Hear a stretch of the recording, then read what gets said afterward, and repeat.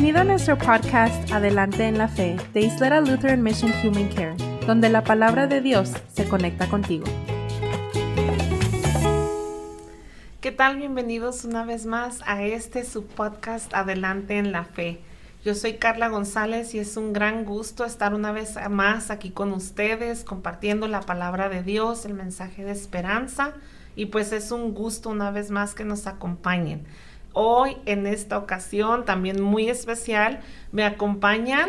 Soy Luz Soto, es un gusto estar aquí con ustedes. Y una vez más estamos de fiesta, nos acompaña... Pastor Misael Tobar. Pues muchas gracias por estar aquí a los dos. Gracias Espíritu Santo, gracias Señor por proveer tu palabra y por habernos traído a este momento para compartir una vez más la palabra de esperanza, las palabras de vida de nuestro Señor Jesucristo con todo aquel que escucha.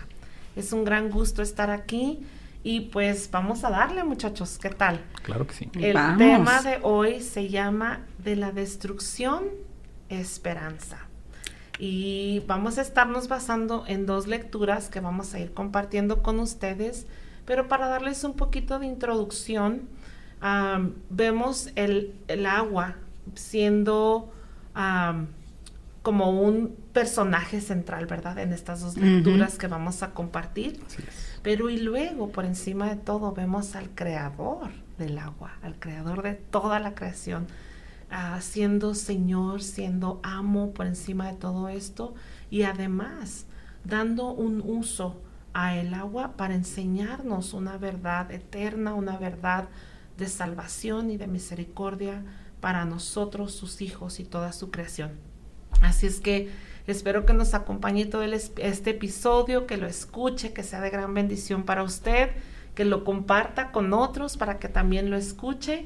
Y pues, como todo buen podcast, Luz, tiene que empezar en oración. ¿Qué tal si nos guías en oración? Claro, vamos a nuestro Padre en oración. Vámonos.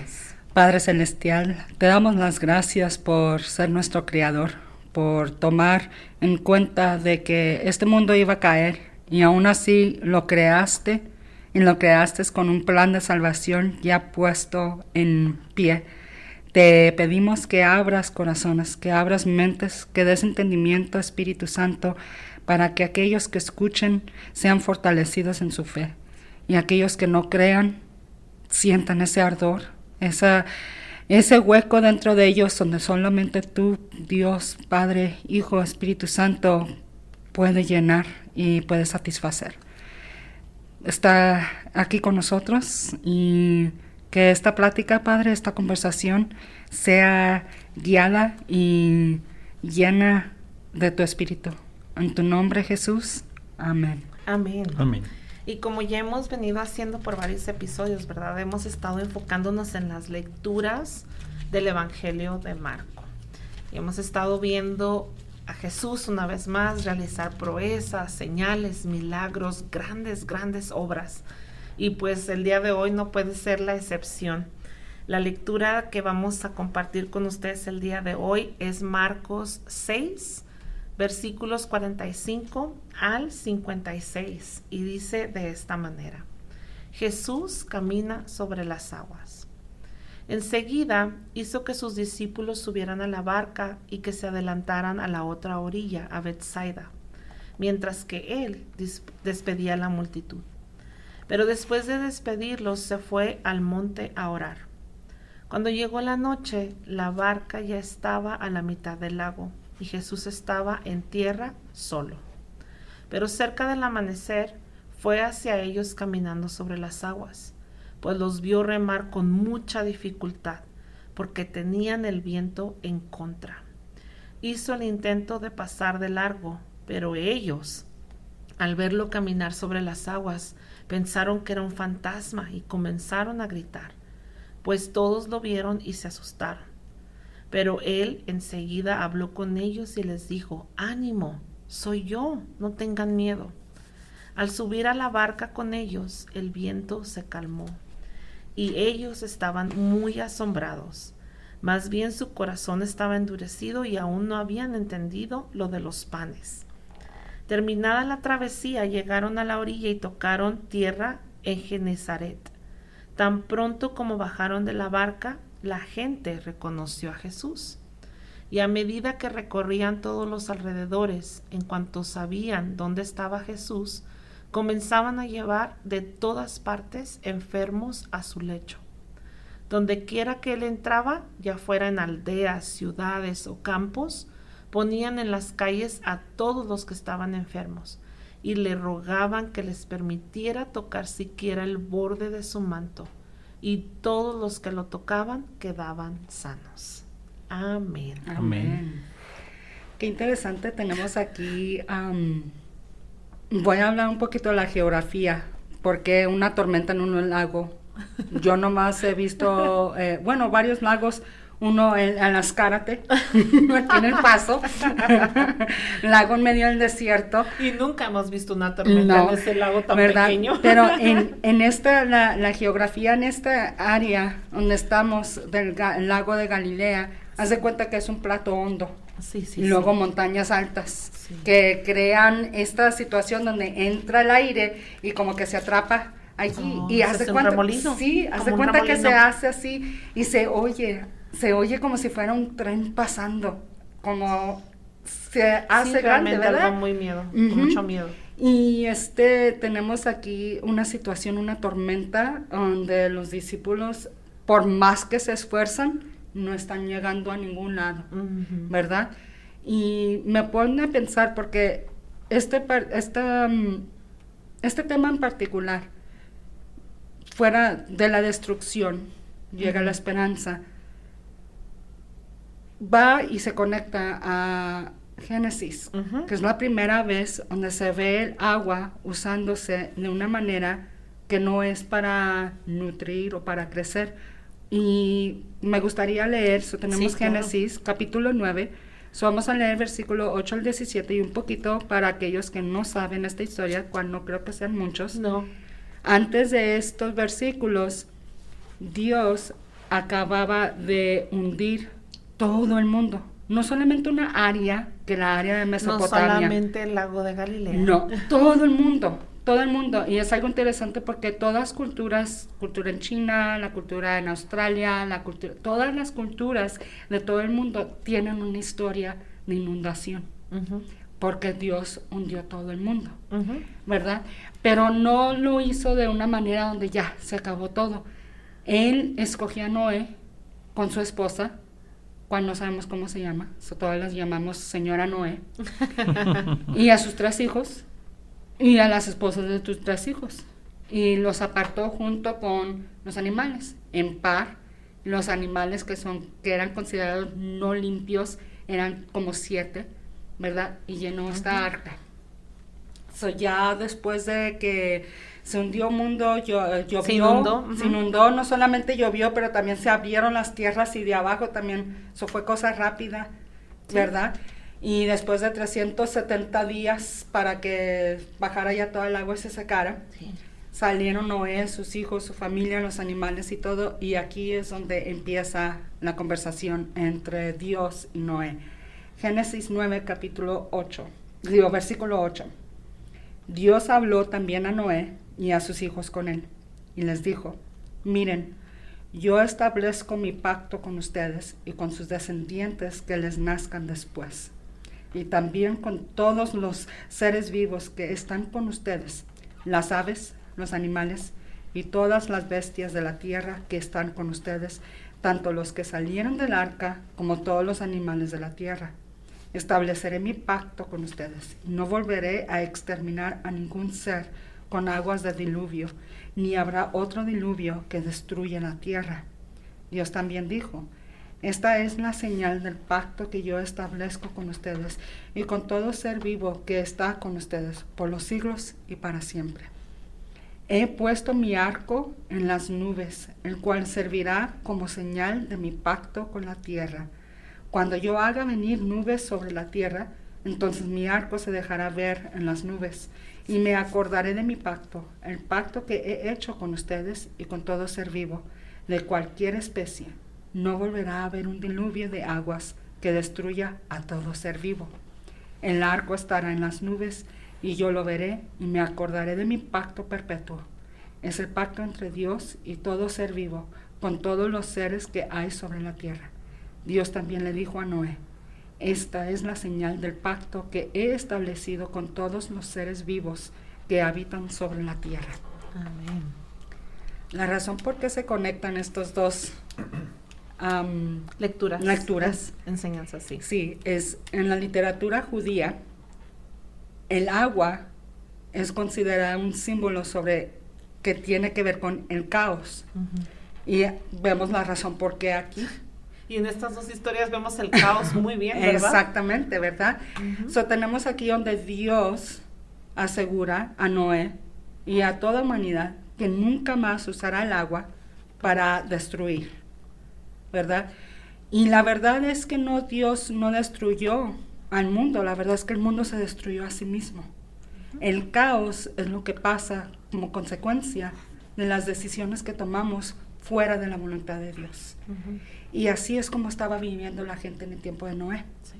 Ahora, si nos brincamos muchos años después, Miles. miles, ¿verdad? Años después, aquí tenemos a los discípulos en medio del lago de Galilea, el mar de Galilea, tratando de Remar. remar y ganarle a esta tormenta cuando pueden. Ujú. Los vientos, estamos hablando de 100 y algo millas por hora, que están corriendo el viento, el agua, y entra Jesús caminando en esta agua, cual quiere decir que Él tiene autoridad sobre el caos, ¿verdad? Entra al barco y le dice al agua: silencio, paz, y obedece. Y se sorprenden, acaban de ver a Jesús alimentar a 5,000 personas con 5 panes y 2 peces, Ujú. y se sorprenden. De ¿Qué verdad. clase de autoridad tiene este hombre que hasta los vientos y el agua lo obedecen? Y fíjate que a la vez es un consuelo, Luz, porque es un Dios que no deja de sorprendernos, es un Ujú. Dios que entiende que nosotros somos solamente humanos, que somos de barro, que tememos, que a veces vemos que se está nublando y que viene la tormenta y que es solamente natural y normal que temamos, que nos sentamos amenazados por una tormenta o una tormenta de la vida. O sea, Dios entiende que si nosotros nos encontramos en medio de una situación de enfermedad, de desesperación, de divorcio, de dificultad financiera, de destrucción familiar, Él entiende nuestra naturaleza y sabe que en medio de la tormenta nosotros vamos a tener miedo. Por eso es que el Señor ha hecho una y otra vez pactos y promesas a su gente, a su pueblo, y los ha cumplido, para que entonces nosotros podamos crecer en confianza, en fe, conozcamos a quién servimos, conozcamos quién está en la barca con nosotros. Porque curiosamente muchas veces estamos en medio de la tormenta, ¿y qué oramos? Señor, llévate la tormenta, quita la tormenta, Señor, acaba la tormenta. Y muchas veces la respuesta es no. La respuesta es: yo estoy contigo dentro de la tormenta. Ujú. Y es ahí donde realmente podemos encontrar verdadera paz y verdadera esperanza, porque sabemos quién es el que está con nosotros. Así es. Curiosamente, ahorita lo que decía la hermana Luz, los discípulos habían visto milagros, bastantes, pero se sorprendieron cuando domina el viento. O sea, yo creo que no pensaron que tuviera tanta autoridad, en fin. Y imagínense cómo sería cuando resucitó a la hija de Jairo, etcétera. Bueno, a lo que vamos es a esto. Los milagros de Jesús evidentemente iban a cumplir una función de sanidad, etcétera, etcétera. Pero los seres humanos somos muy impresionables, o sea, nos impresionamos. Sí. Pero la impresión o así ver algo sumamente fuera de lo normal, lo que hace nada más es, por un lado, o te impresionas o por otro lado te asustas, Ujú. pero no te genera fe. O sea, y la prueba está de que los discípulos, después de todo el ministerio que estuvieron con Jesús y vieron infinidad de milagros, ellos todavía dudaban. Ujú. O sea, todavía dudaban. ¿sí? O sea, todavía hasta el final del momento del martirio de Jesús y todavía en la resurrección de Jesús, todavía no tenían la seguridad, inclusive todavía, ya cuando Jesús se había ido, todavía seguían dudando, tenían sus dudas. O sea, alguien de nosotros dirá ahorita, ¿cómo puede dudar de semejantes milagros? Pues sí, pero la palabra de Dios no viene a impresionarnos. La palabra de Dios viene a darnos un conocimiento profundo a nuestro corazón, no solamente a impresionar nuestros sentidos, nuestros sentidos. Efectivamente, Dios en su plan general ha tenido momentos en donde ha castigado a la humanidad, como lo fue en el momento de Noé, el diluvio, ¿sí? Pero Él mismo prometió que ya no lo iba a hacer, y ahora lo que trata de hacer es hacernos entender y comprender en la profundidad de nuestra mente y de nuestro corazón que Él nos ama, que Él está con nosotros, que Él quiere lo mejor para nosotros.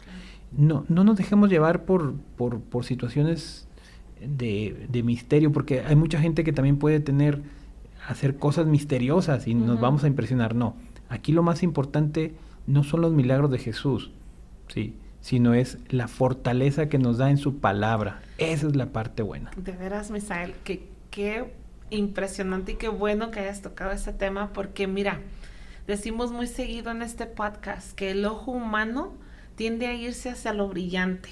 ¡Ay! 5,000 alimentados, luego 4,000, una niña resucitada. Señor, solamente te quiero tocar el manto. Estamos viendo, ¿verdad? Esta gran multitud que ahora lo sigue y que por lo menos quieren tocar el manto. Y Jesús sabía que había esa necesidad y Él quería suplirla, pero también nos conoce y tú das en el mero mole.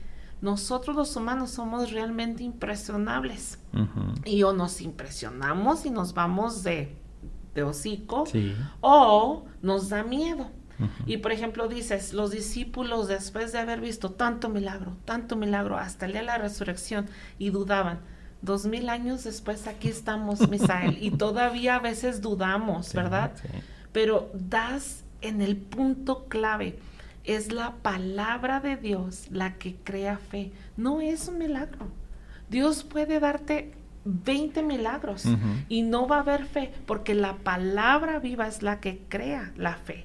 Entonces muchas veces estamos atrapados en una situación de caos y de destrucción, y te digo, estamos pidiendo 20 milagros, 30 milagros, pero en realidad la palabra viva, que es Cristo, está con nosotros y tenemos fe, y por eso es que de la destrucción podemos tener esperanza.